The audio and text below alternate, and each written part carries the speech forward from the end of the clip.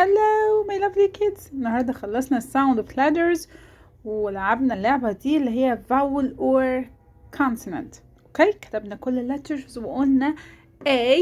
vowel letters A B consonant B C consonant K D consonant D E vowel F consonant G consonant G H consonant I vowel I E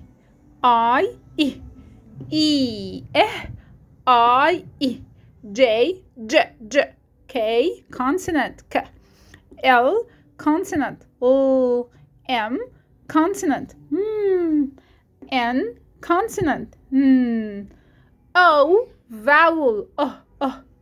P consonant P Q consonant Q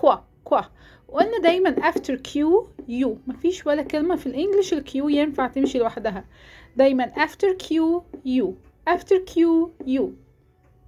or consonant R S consonant S T consonant T تطلع منين between my teeth ما بين سنيني U vowel consonant و consonant X